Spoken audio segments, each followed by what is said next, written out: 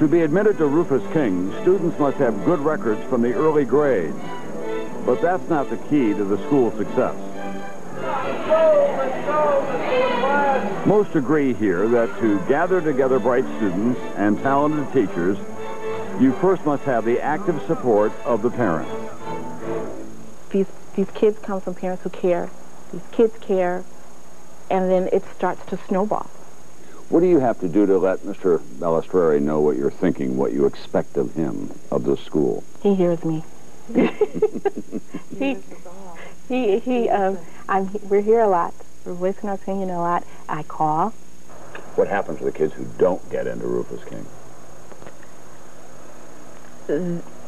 They make do with MPS schools that they're MPS schools that are turning out leaders in our community also. But the system is much more likely to help those schools in which the parents are most involved. Mayor Norquist likes to brag about Rufus King, and members of the Milwaukee School Board and many teachers send their kids here. That may be one reason the city was able to find $11 million to add a long-promised science wing to the school. But even here, the city is bound by the state's limits on operating costs, and those limits are changing this school. 4 staff positions have been eliminated already, and more cuts must be made, as the small increases in funding fail to meet the rising cost of educating each student. Thank you. As a result, Rufus King, with its solid academic record, is chronically over budget and has to ask parents to donate paper and supplies.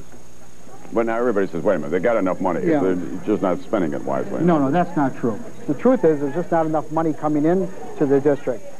Are you worried that Rufus King will begin to lose the qualities that brought you here in the first place? It's going to happen. But, you know, if we lose dollars, we're going to lose something. But it's not going to lose the spirit and what's actually catapulting it, what makes it Rufus King. So far, we have visited 3 successful MPS schools. Rufus King, where parents are happy their kids are being prepared for college. But they're uncertain how long they would be willing to stay if the school is forced to cut back even more.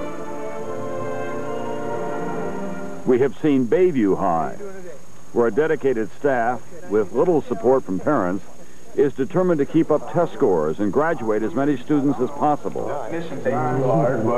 And La Follette Elementary, where an experienced and caring principal is serving entire families in one of the poorest neighborhoods in Milwaukee. These 3 schools together represent one kind of public school system, the one doing more with less. But there is another kind of public school system, the one doing more with more. In Milwaukee, that other kind of public school is found just across the city line, and it is something to behold. In a moment, the difference that money makes.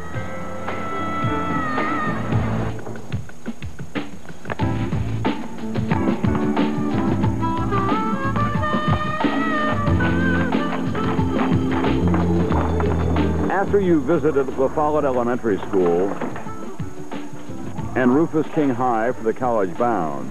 And you're not supposed to have those pants up like that. Put them down. And Bayview High, all schools where principals are struggling to decide what services to cut. Behold another kind of public school where the principal can afford the best. Well, this almost looks like a set. I mean, it's so perfect. I mean, you know, wide, clean hallways, clean lockers. It's just a utopia of high schools. I walked around the building just in absolute awe of the swimming pool and the weight room and the dance studio and the 2 gyms, and it's just an amazing place to be.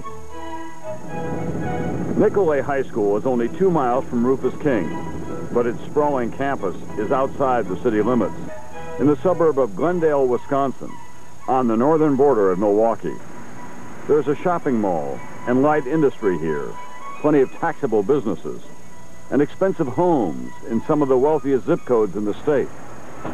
Here, as in many other suburbs around the country, residents pay extra taxes to supplement state education money. They can afford to spend about $14,000 per student at Nicolet, while in the Milwaukee system, schools get about $8,000 per student. Attention Nicolet. Would you like to participate in our student exchange program to Japan in the summer of 2000? But what does Nicolet get for its investment? What difference does money actually make in a school? Thursday to the state sectional track meet. First, the school can hire an experienced superintendent, Dr. Elliot Moser, who has a lot of help in running this one institution and a lot of support from the school board and alumni. I'm meeting with the Nicolet Foundation's investment committee in the morning, and then that's followed up by the development committee right after that. What form does a linear function follow? 84% of the Nicolet faculty have doctorate or master's degrees. Brown versus Topeka, what would have been his response? Nicolet's average teacher salary is more than $54,000, $12,000 more than Milwaukee schools pay. Teachers are attracted here also by smaller class sizes and reasonable schedules. Teachers can teach all hour rather than having students do bookwork at their desks when they don't have so many students that there's no other way they can come up with the time to grade papers, for example, than to do some of it in class. You don't see that here. Teachers are on their feet teaching and working with the students almost every minute, I think, of every class hour. Money matters. Where the French were trapped. In addition to the professionals working in the classrooms, Nicolet can afford an entire staff of counselors. It's assumed that every student at Nicolet will go to college, and 94% of them do. What colleges were you thinking about? Madison, Boston University. You're going to be using the motion detector. The facilities, the administrators, the teachers, and the counselors. That's what Nicolet gets for its money. And Milwaukee educators know the difference. I have a 1 and then a negative number. What does that mean? If I have a math teacher that's going to demand every student have a calculator, we're going to have to get that calculator for my students. A suburban district will probably say to those parents, you've got to buy a calculator for those students.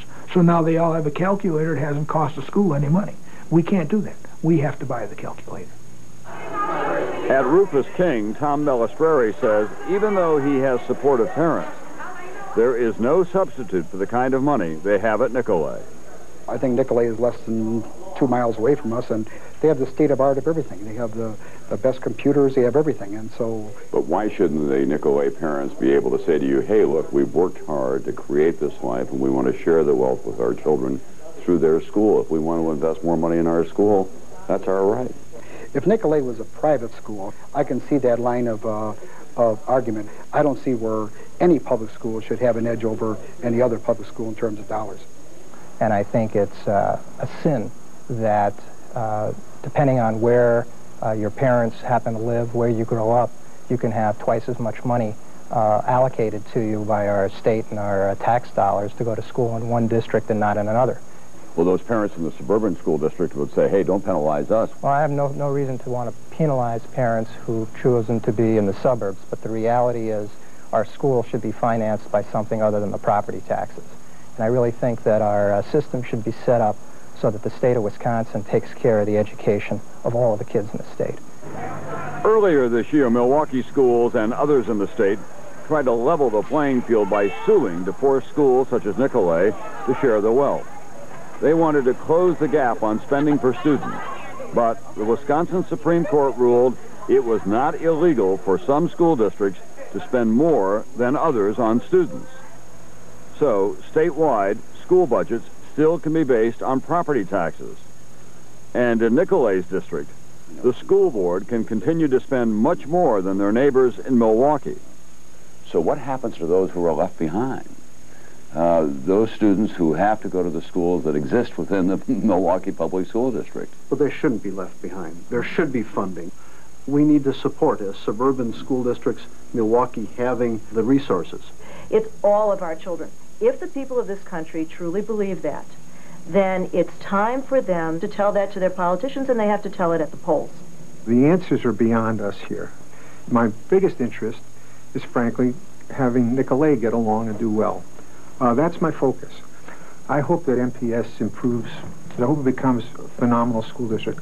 But I believe that Nicolay will always be better. And part of that has to do with why Nicolay is what it is. And we want Nicolay to be the best. I don't think there's anything wrong with us wanting to be the best. Nicolay does take in a limited number of Milwaukee public school students for diversity to share the wealth. But understandably, Nicolay exists to serve the local community. Only leaders at a higher level can make the system fair for all kids. But are the politicians ready to do that? We'll see in a moment.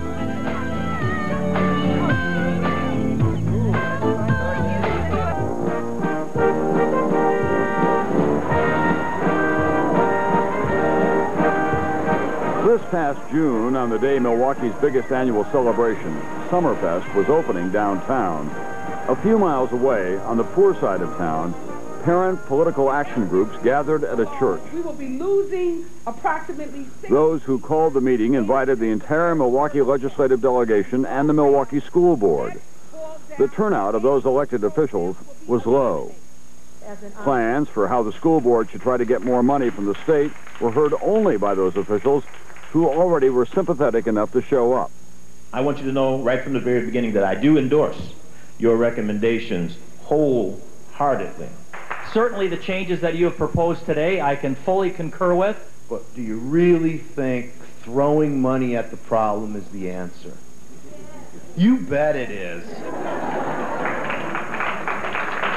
Some of the parents invited us to participate in this meeting. Senator, what are the real chances? Not just stand up and tell these folks you're for these things, but what are the real chances that you're going to go back to your district and say, we're going to take the caps off and we're going to have to raise your property taxes, and my fellow legislators are prepared to go along with that?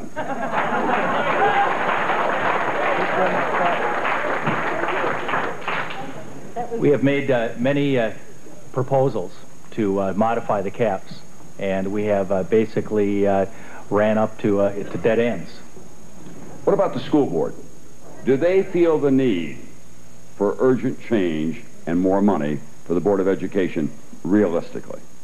We were told by the Republican leadership in the Assembly they would do anything that MPS wanted if it didn't cost any money. But is that based on painful past experience with some excesses and not great efficiencies in the MPS system? Sure, there are inefficiencies in any system that spends almost $1 billion, $972 million. There are inefficiencies which it is our task to find and to see whether or not that money can be put to a better use for kids. Are you down to the bone now? We will be next year. Next year, if nothing changes, next year we're going to have double the cut that we had this year. The fact is that in Milwaukee, the poverty rate among our children has practically tripled in the last 20 years.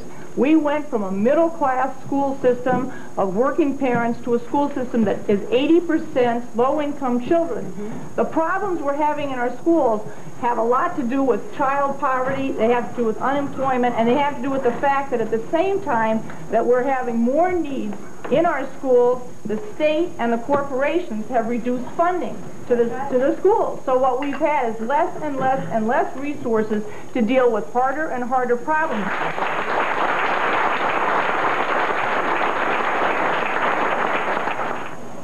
The hard question they have to answer in Milwaukee is this: will the general population support a school system if their own kids are no longer involved?